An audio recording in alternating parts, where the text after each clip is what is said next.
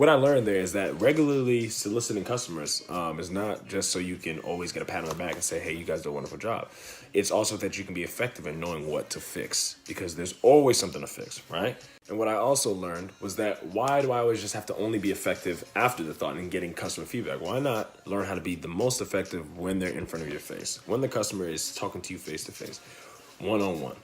Why not find ways to better serve them? The point and emphasis of customer service and customer experience is not just so that you put a smile on your customer's face.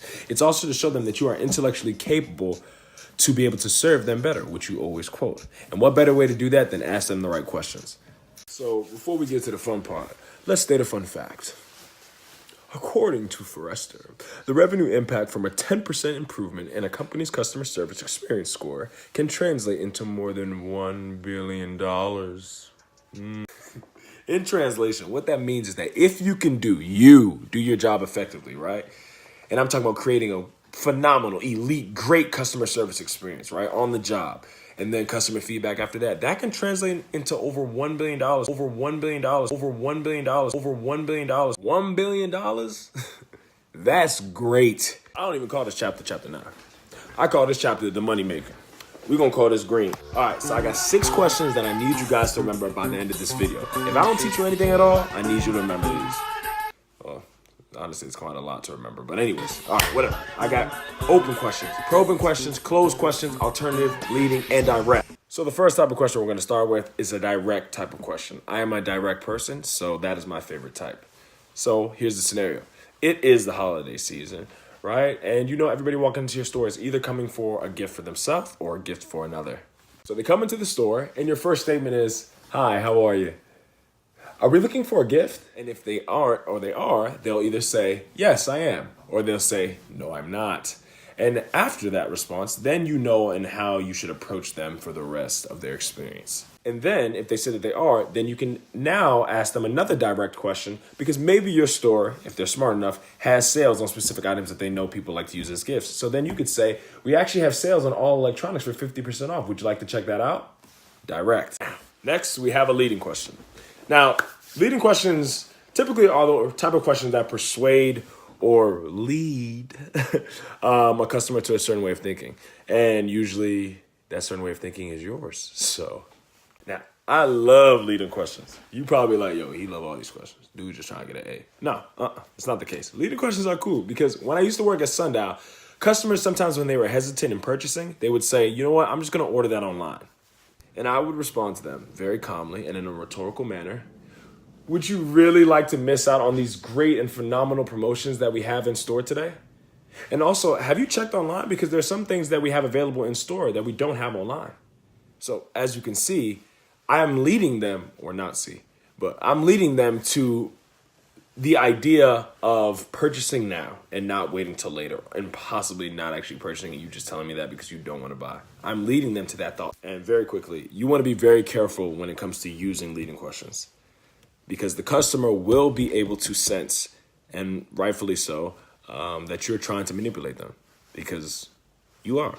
So don't be cheesy with it. We have next alternative choice questions. And these questions are really good because really it's a win-win for you. Well, if you do it correctly, it will be a win-win. So as a saxophonist, this one actually comes the most into play for me, because sometimes customers, I will ask them, would you like for performance time to be an hour or 2 hours? So if they say, Azu, I would like for 1 hour of performance time. That means less time I gotta be on stage. Oh, great. Then if they say, Azu, I would like for 2 hours of performance time. That means, so as you can obviously see, I am walking away with the win-win with the alternative choice question, because either way, they're gonna pick something that benefits me. Now, close-ended, which is somewhat similar to direct, is another one of my favorite type of questions, because it's straight to the point and it makes the customer either say yes or no. Would you like to take part in our promotional Christmas sale? To help you understand that, I'll give you the opposite of a close-ended question. How may I help you today? See, that sometimes can elicit a negative response, because sometimes the customer doesn't want your help and they just want to look around. So why not ask a question that kind of will provide a specific answer? For our second to last question, we have probing. What I wrote for probing is that a probing question is a form of an open-ended question, but it's a follow-up and it's not as broad. So for an example, let's say we have a customer who's looking for shoes for his wife. So as you know, most men, sometimes they don't really know anything when it comes to women's shoes. So if he was to describe a shoe to you and you wouldn't, be able to visualize it in your head, then you could ask him, sir, I'm not quite sure I know what shoe you're speaking of. Could you give me an example of what it looks like? You need to use probing questions as the building blocks to the best solution for your customer. Customers love when you're specific to them and you don't just see them as many fish in the sea. So, okay, lastly, tired as heck, man. It's like 10 o'clock. Lastly, we have open-ended questions.